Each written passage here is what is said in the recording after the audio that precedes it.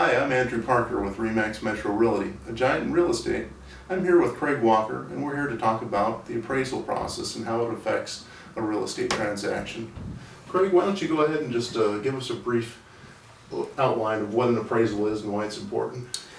Well, with every real estate transaction, after the buyers and sellers agree upon a price, the buyers will then lock a loan with a local lender, and then an appraisal is ordered. Right. The appraisal is ordered so that the home being purchased, the buyer knows that it's the proper price that they've agreed upon. Right. And so it's kind of to ensure the bank that this is a good transaction. Yeah, exactly. Insure the bank and insure the buyer. Right. A buyer can have a purchase and sale agreement, and the appraisal can come back more, which is a good thing. Right. Sometimes it can come back less, Right. Which then I would imagine the buyers would come back to you as their buying representative, and you would go back and renegotiate possibly a new purchase price. Right. And so that leads to another question: is how can an appraisal act negatively on a deal? And that kind of touches on one of the... Yeah, one of the ways is if it comes back lower, or if the appraisal comes back and once the appraisal gets turned in to what's called an appraisal management company, they may notice there's some changes in the purchase and sale agreement or square footage versus what the appraisal said. Right. And we recently had a transaction together where a client was purchasing a 3-bedroom, 2-bath home. The tax record said it was a 3-bedroom, 1-bath home. At one point throughout the seller's history, he had added another bathroom and also about 450 square feet. Yeah, a dormer, I think. Yeah, a dormer. Yeah. And so what happened with that? Well, what had happened again is the appraisal now, in these times of lending, goes back to an appraisal management company. And it goes through what you want to call a QC audit even, which is a quality control audit.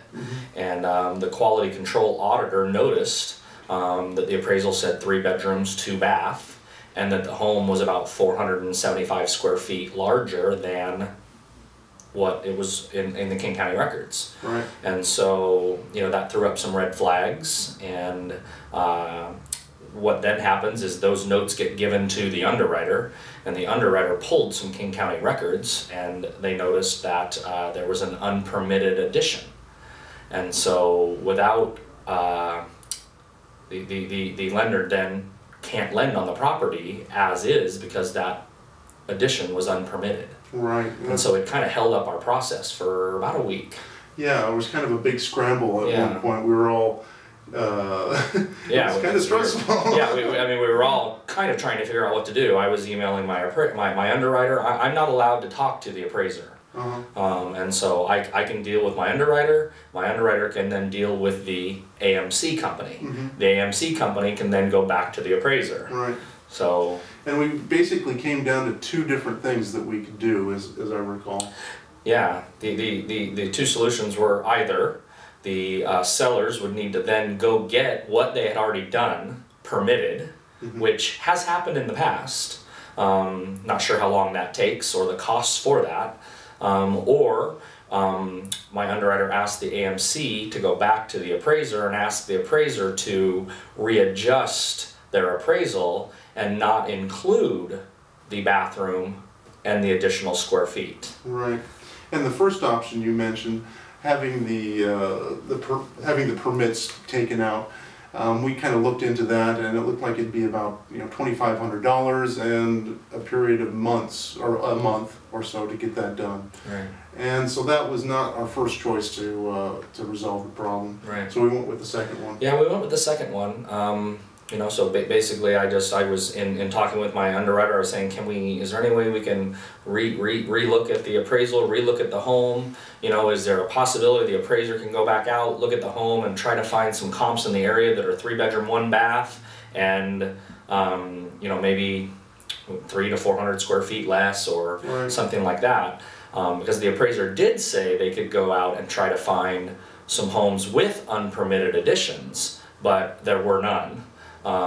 And so that was an even harder straw in a haystack. So But in the end, the appraisal came back and it was accepted by the mortgage quality control company. They went back out and readjusted the appraisal and reappraised the property, and it came back at our asking price. Right. And so it was a win-win for everybody. The buyers are happy, the sellers were happy. I think both real estate agents were really happy.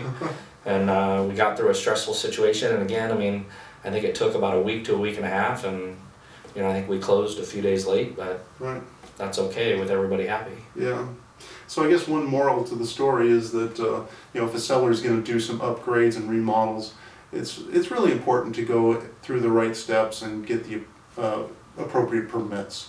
Definitely. Yeah. Definitely. Because, it helps everybody. Yeah, and you just don't know how it will affect you negatively later on. When you go to sell. When you go to sell, especially. Yeah, definitely. Yeah. All right, well that pretty much wraps up our video. Thanks for watching. Again, Andrew Parker, and this is Craig Walker. And good luck buying a home. Bye.